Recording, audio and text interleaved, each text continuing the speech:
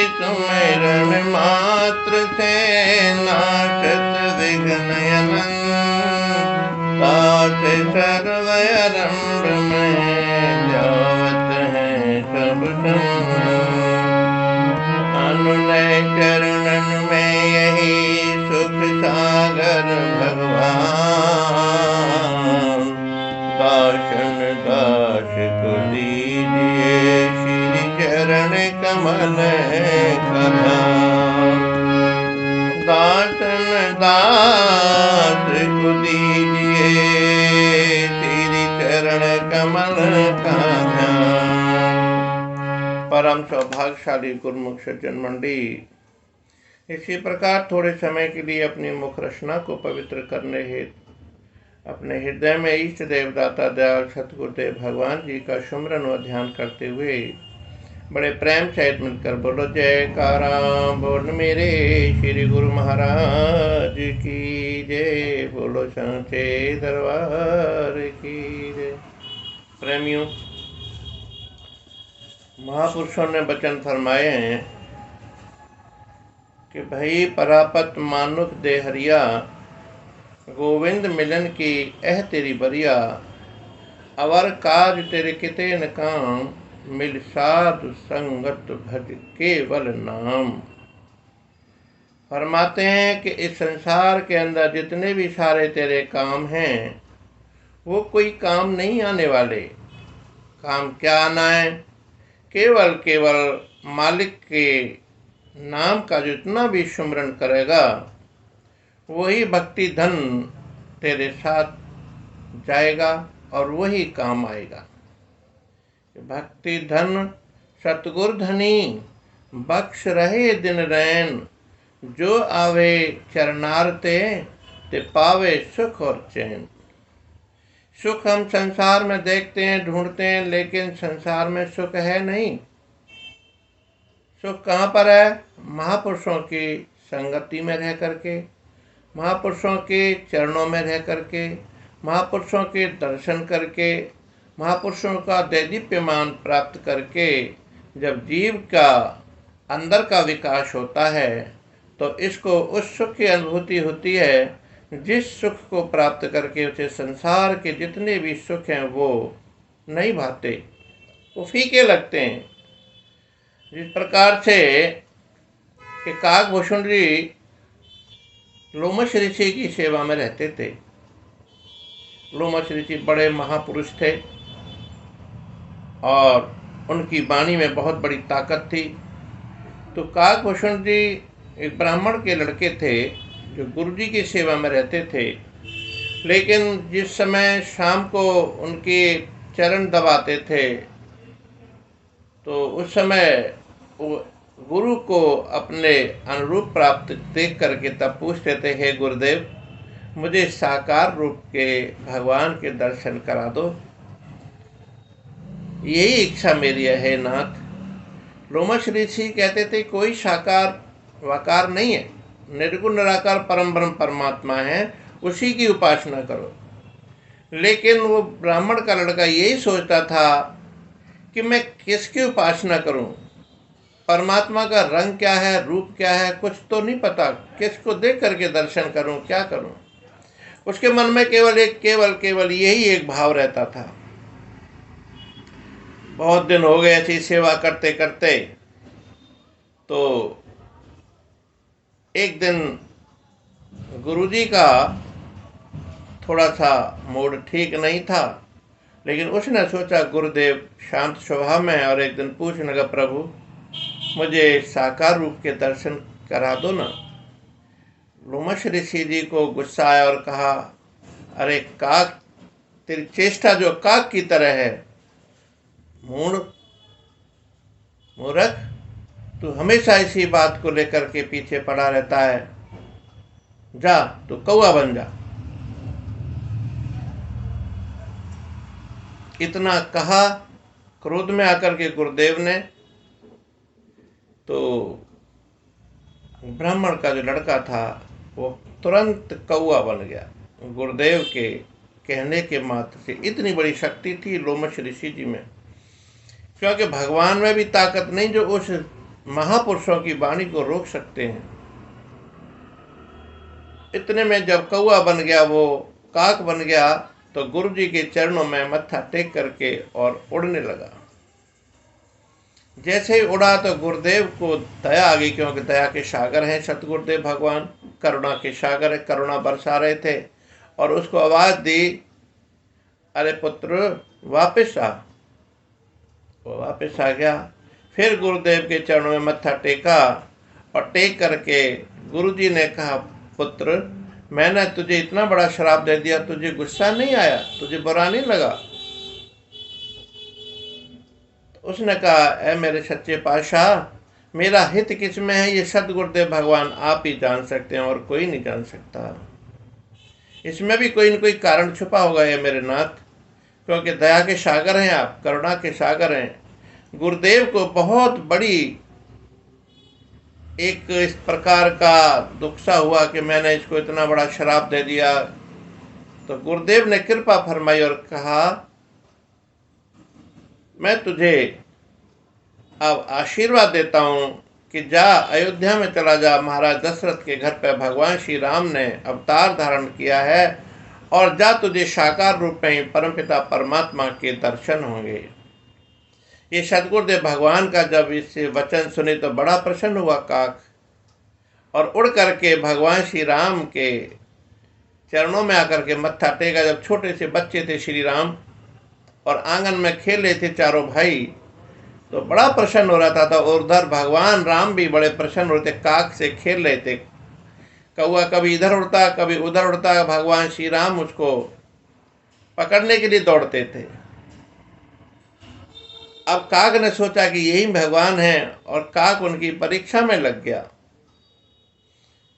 और काक कभी इधर उठे कभी उधर उड़े, कभी उस पेड़ पर बैठे कभी उस डाली में। तो भगवान अपने आंगन में बैठ करके वहीं से हाथ लंबे करे जा रहे थे, हाथ लंबे करे जा रहे थे पकड़ने के लिए।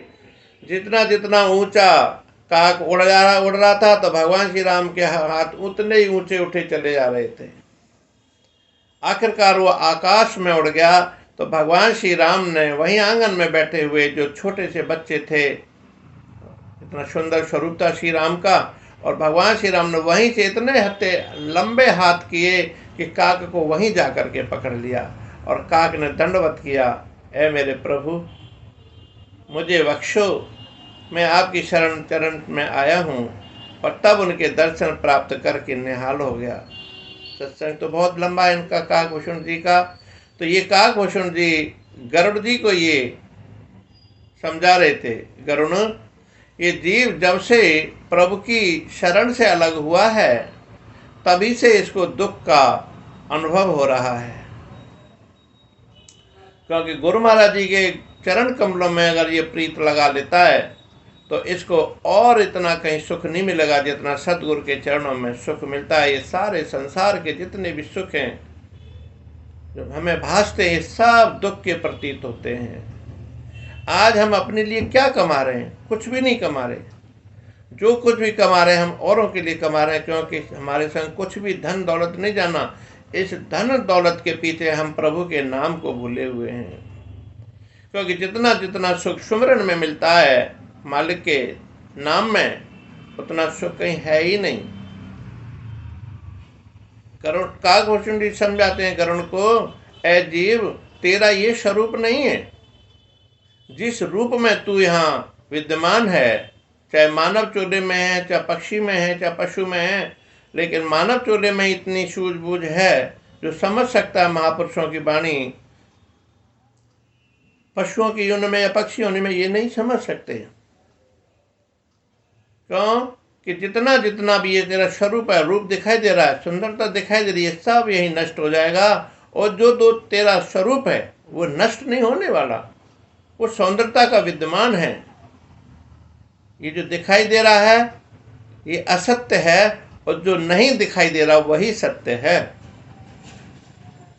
ये बहुत बड़ी बात है। महापुरुषों ने फरमाया कि जो कुछ भी दिखाई दे रहा है ये असत्य है, क्योंकि ये रहने का नाम नहीं है, रहने का मुकाम नहीं है। और जो नहीं दिखाई दे रहा वही सत्य है। क्या नहीं दिखाई दे रहा?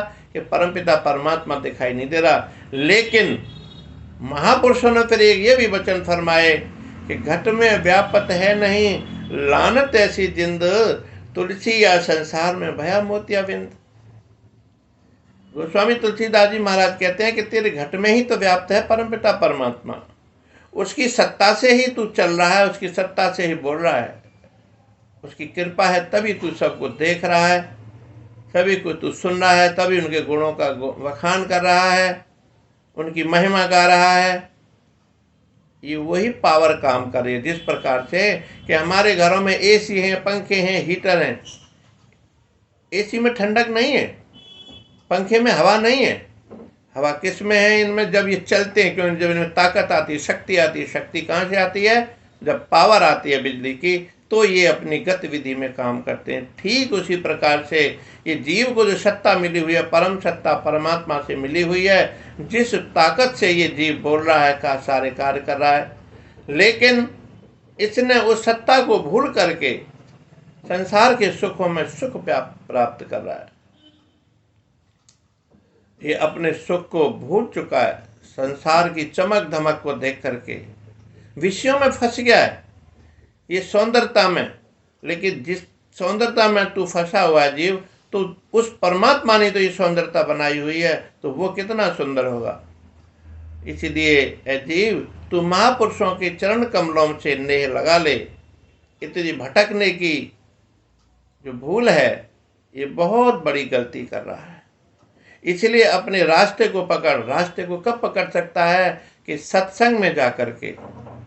बिन सत्संग विवेकन हुई, ज्ञान की प्राप्ति बिना सत्संग की नहीं हो सकती। जो महापुरुषों के वचन हैं, जो महापुरुषों की वाणी है, वो धूमधाम से आती है, क्योंकि उन्होंने इस वाणी का, उन्होंने इस सत्य का, उन्होंने इस रस का, जितना सुख और रस, अमृत रस बरसता है महापुरुषों की वाणी में, जब इस रस को वो पीते हैं तो इस संसार के जितने भी रस हैं वो सब हमको फीके लग जाते हैं। संसार में रह करके तो इस मनुष्य की तृष्णा इतनी बड़ी हुई है, कमाने की, दौलत की, धन की, मान की, सम्मान की, कि मैं इस पदवी पे पहुंच जाऊं। ये तृष्णा कभी इसकी पूरी नहीं होती, इसीलिए वो दुखों को संग्रह करता है। जिस दिन ये तृष्णा छूट जाएगी और एक ही आस रहेगी कि मैं परमात्मा का हूं और परमात्मा मेरा है, बस उसी में सुख मिलेगा। जितने भी महापुरुष हुए हैं, उन्होंने उस परमात्मा की भक्ति की, बंदगी की, क्योंकि उन्होंने अपने स्वरूप को पहचाना है कि मेरा स्वरूप है क्या। मैं इस मानुष चोला जो मेरा, ये स्वरूप नहीं है, ये मेरा रूप है। और इस रूप के द्वारा ही परमपिता परमात्मा की भक्ति करके, बंदगी करके, इस मानुष चोले को प्राप्त करके उस स्वरूप को प्राप्त कर सकता है, जिस स्वरूप में स्वयं परमपिता परमात्मा विराजमान है। भगवान के चरणों में यही प्रार्थना करो, ऐ सतगुरुदेव सच्चे पातशाह, मेरी बुद्धि इस तरह से करना रखना कि मैं आपके श्री चरण कमलों से कहीं भटक ना जाऊं।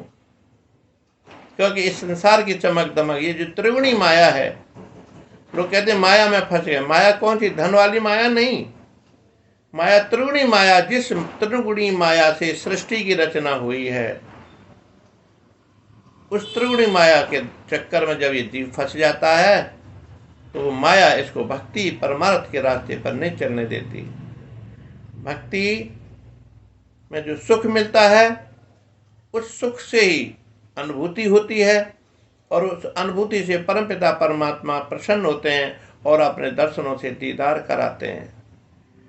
भगवान जब दर्शन अंदर अंदर जीव को कराते हैं, तो वास्तविक दर्शन वही हैं।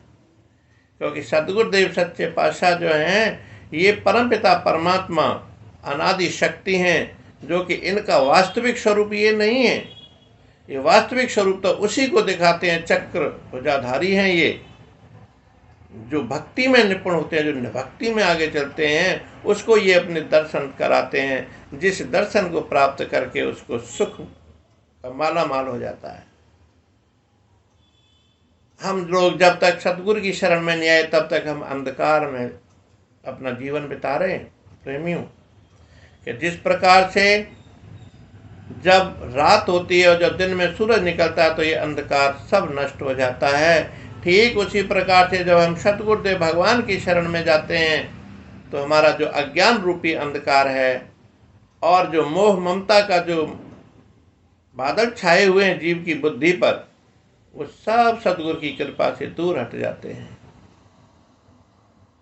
इसीलिए महापुरुषों ने फरमाया है कि प्रेमी, तू इस चमक धमक से अलग हट करके सत्संग में जा। भक्ति में जो सुख मिलेगा वो इस संसार के चमक धमक में, रहन सहन में सुख नहीं है। इस शरीर का जो सुख है वो क्षण भंगुर है, थोड़ी देर के लिए है, फिर वहीं का वहीं आकर के तू स्थिर हो जाता है। लेकिन मन बुद्धि को जब स्थिर करेगा और मालिक के दिए हुए नाम का सुमरण करेगा, तब तुझे भक्ति प्राप्त होगी। महापुरुषों ने फरमाया है कि भक्ति सुख का मूल है, भक्ति सुख की खान, जिसके हृदय भक्ति बसे पवे पद निर्वाण। भक्ति में ये सुख है। अब सबसे बड़ी बात ये आ जाती है कि भक्ति कहते किसको है। भक्ति की डेफिनेशन जब हमारी समझ में आ जाएगी तो वो सुख प्राप्त होगा। भक्ति सुख का मूल है। मूल कहते हैं जो पूरी जड़ जिसको कहते हैं, जहाँ से ये भक्ति शुरू हुई है, जीव की सत्ता शुरू जो हुई है, और बिना सतगुरु के भक्ति प्राप्त कर नहीं सकता। चाहे करोड़ों रुपए लेकर के मार्केट में घूम जाए, अरबों खरबों लेकर के घूम जाए, लेकिन भक्ति मिलती है तो कहाँ? फ्री में, वक़्त के महापुरुषों की दया से, कृपा से, सानिध्य में रहने से। और उस सुख से वो पद की प्राप्ति होती है, निर्वाण पद की। दो शब्द होते हैं, एक निर्माण और एक निर्वाण। निर्माण कहते हैं कि बनना और बिगड़ना, जैसे बिल्डिंग को बनाना, तोड़ना, फिर उसको बनाना, फिर तोड़ना, फिर ये संरचना करना, रेनोवेशन करना, उसको निर्माण कहते हैं। निर्वाण पद कहते हैं कि फिर ये जन्म नहीं लेता जीव, परमपिता परमात्मा में एकाकार हो जाता है, कृष्ण में एकाकार हो जाता है, राम में मिल जाता है। और ये सद्गुरुदेव भगवान साक्षात, जिस प्रकार से राम ने साकार रूप से, निर्गुण निराकार परम ब्रह्म परमात्मा ने साकार रूप में जब अवतार लिया था, ये वही शक्ति है, ये वही अनादि शक्ति है जो कि हमारे बीच में आकर के अपनी कृपा कर रहे हैं हम जीवों पर, और अपने साकार रूप में दर्शनों से दीदार कर रहे हैं। इसीलिए गरुड़ जी काकभूषण जी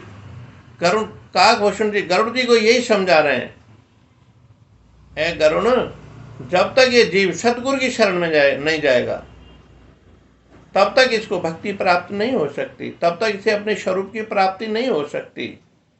इसीलिए सद्गुरुदेव भगवान के चरणों में जाकर के यही प्रार्थना करें, ए मेरे दाता, ए मेरे सद्गुरुदेव,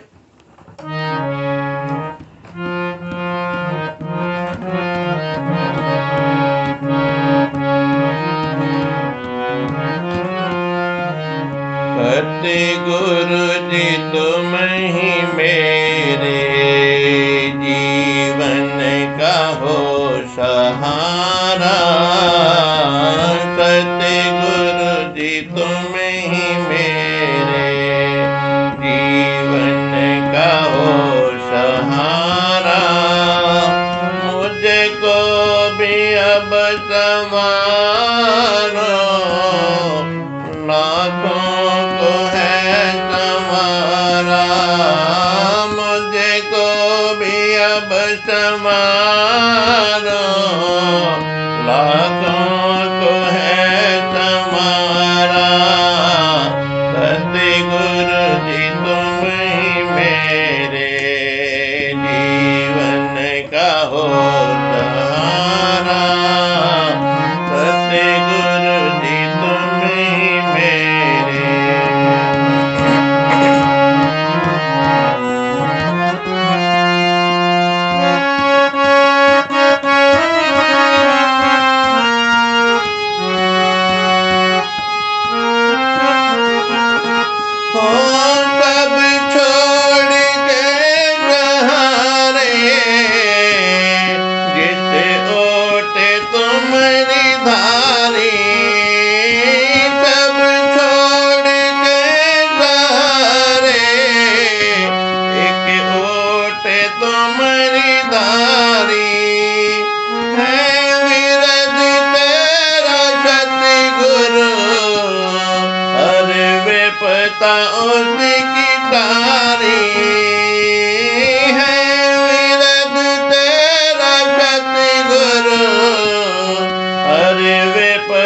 उसकी तारी करके नजर दया की, हर कष्ट से उबारा।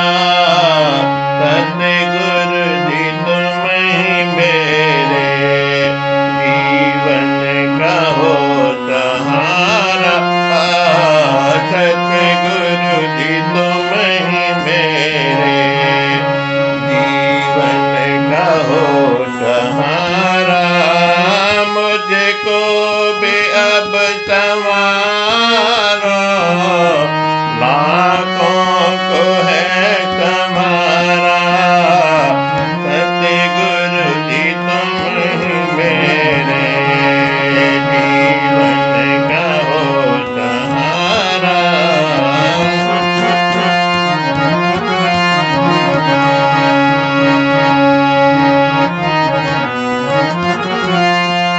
कर दी हवाले तेरे जीवन की मैंने नैया। कर दी हवाले तेरे जीवन की मैंने नैया। हो बन जाओ सतगुरु जी तुम इसके अब खिवैया।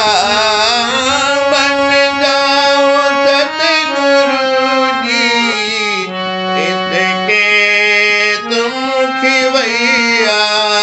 मुझको भी पार कर दो, ऐ पुकार होगा भारा।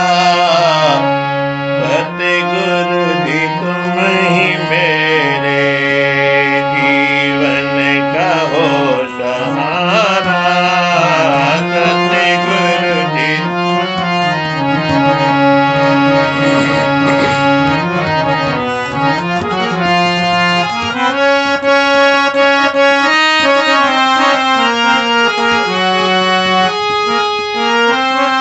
ऐ मेरे सच्चे पातशाह, तेरे चरणों में एक ही विनती है, क्योंकि मैं बहुत बड़ा अवगुणहारी हूँ और आप बख्शनहारे मेरे दाता। संसार की चमक धमक देख करके मैं रास्ता भूल गया, पथ भूल गया, भटक गया। अब आया हूँ आपकी शरण में, मेरे अवगुण मत देखना। कि अवगुण न देखो मेरे, अपनी शरण में ले लो। अवगुण न देखो मेरे, अपनी शरण में ले लो। ऐ दीन बंधु सतगुरु चरणों में ठौर दे दो। ऐ दीन बंधु सतगुरु चरणों में ठौर दे दो। जैसा भी हूँ प्रभु जी, सेवक हूँ मैं तुम्हारा। सतगुरु जी तुम ही मेरे जीवन का हो सहारा।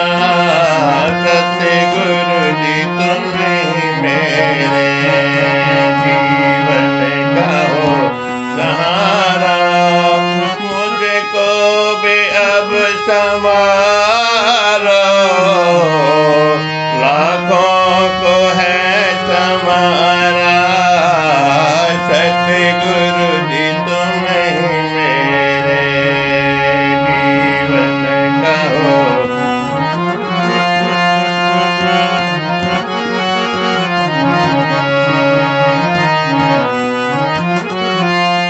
करुणा करो सतगुरु, करुणा अगार तुम हो। करुणा करो सतगुरु, करुणा अगार तुम हो। दृष्टि दया की कर दो, दया के भंडार तुम हो। दृष्टि दया की कर दो, दया के भंडार तुम हो। है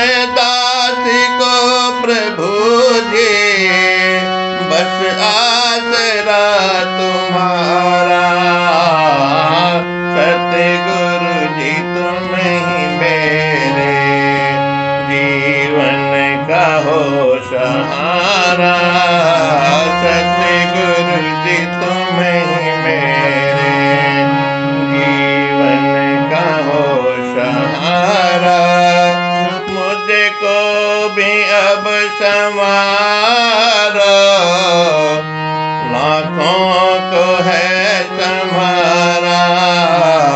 सतगुरु जी तुम ही मेरे जीवन का हो सहारा। यही प्रार्थना काकभूषण जी गरुण जी को समझा रहे थे कि ए गरुण, सतगुरु की शरण में गए बिना तब तक ये जीव की प्रगति नहीं होती, उन्नति नहीं होती, सदगति नहीं होती।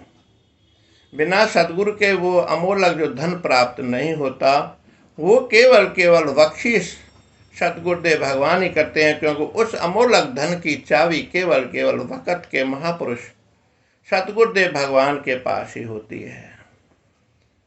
दोनों एक ही स्वरूप में हैं, एक ही रूप में हैं। कौन? कि जगतपति परमपिता परमात्मा और वक़्त के महापुरुष सतगुरु।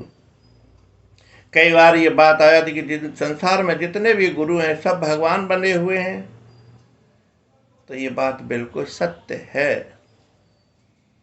इसमें कितनी सत्यता है कि भैया कि जो जितना पढ़ा होगा उसको उसी हिसाब से नौकरी मिलेगी, उसी हिसाब से पोस्ट मिलेगी उसको। ये अपने अपने हमारे कर्मों के हिसाब से है कि भगवान सतगुरुदेव किस रूप में हमको मिलते हैं, लेकिन ताकत तो वो एक ही है। और फरमाया भी है कि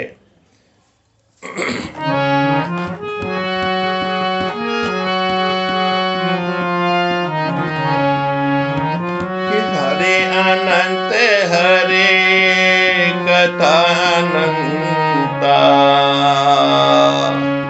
हरे अनंत हरे कथा अनंता, हरे अनंत हरे कथा अनंता। हरि अनंत है, भगवान अनंत हैं, एक में ही अनेक हैं। वो परमपिता परमात्मा की ही कृपा है, हर रूप में हर जगह विद्यमान है। कि हरे अनंत हरे कथा अनंता, और गावे वेद पुराण सब संता, गावे वेद पुराण सब संता। महापुरुष भी, वेद भी, पुराण भी, शास्त्र भी सब यही वचन फरमाते हैं कि हरि एक नहीं है, एक होते भी अनेक रूप में हैं, अनंत हैं। और अनंत ही उनकी कथाएं, अनंत ही उसके नाम हैं। विद्यमान हर घट में है वो। जिस रूप में, जिस भावना से हम भगवान को याद करते हैं, तो भगवान हमको उसी रूप में तैयार हो जाते हैं प्रेमियों। अब ये हमारे ऊपर है कि हम भगवान को किस तरह याद करते हैं। भक्ति से याद करते हैं तो हम भवसागर से पार हो जाते हैं, और संसार में रह करके अपने कामों के लिए, फैक्ट्री के लिए, दुकान के लिए, धन के लिए, दौलत के लिए याद करते हैं, तो भगवान हमारी उसमें भी पूरी मदद करते हैं।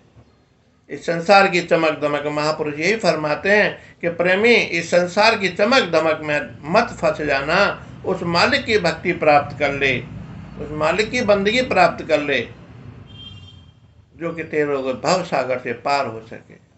प्रेमियों, महापुरुषों ने वचन फरमाए कि संसार के अंदर हम हर किसी की मदद कर सकते हैं, अंग प्रत्यंग भी दे करके मदद कर सकते हैं, लेकिन एक चीज आज तक कोई भी नहीं दे पाया और ना ही दे पाएगा। तो क्या चीज है, तो क्या वस्तु है? अमोलक है वो। क्या है कि जो परमात्मा ने हमको बख्शिश की दी हुई है, करी हुई है, क्या है वो? जो श्वास जितनी हमको मिली है। अगर हम किसी को कहें भैया हमसे 2 लाख श्वास ले ले और अपने जीवन को अभी यापन रख, तो क्या कोई देगा? एक श्वास तो दे नहीं सकता कोई। लाख, 2 लाख, 1000, 2000, 10,000, 20,000 की तो अलग बात है। कह देगा मैं 10 लाख रुपए दे सकता हूँ, 20 लाख दे, पर एक श्वास नहीं दे सकता। क्योंकि श्वास जो मिली है केवल जीव तेरे लिए मिली हुई हैं, और इसलिए मिली हुई है कि उन श्वासों के द्वारा वो खाली न जाए। उस श्वासों के द्वारा भक्ति कर, परमात्मा की मालिक की बंदगी कर, जिससे वो खजाना तेरा इकट्ठा हो जाए। जब यहाँ से जाएगा तो परलोक का तोसा बना के जाएगा, और वहीं जाकर के तेरा हिसाब जब किताब होगा, भगवान को प्रसन्नता मिलेगी और तेरे ऊपर अनंत कृपा बनी रहेगी, ताकि ये लोक भी सुहेला होगा और परलोक भी सुहेला होगा। बोलो जयकारा बोल मेरे श्री गुरु महाराज की जय। प्रेमियों, मेरे चैनल को, मेरे सत्संग को, भजन को आप लाइक अवश्य करें। अंगूठा ही तो लगाना है केवल। आप देखते हैं, सुनते हैं, सुनेंगे तो आपकी हाजिरी भगवान के चरणों में लगेगी। कोई बहुत बड़ी बात नहीं है इसको लाइक करने के लिए। जिन्होंने सब्सक्राइब नहीं किया वो सब्सक्राइब अवश्य करें और अपने भक्ति धन को परमार्थ में लगा करके अपने जीवन को सुहेला करें। बोलो जयकारा बोल मेरे श्री गुरु महाराज की जय।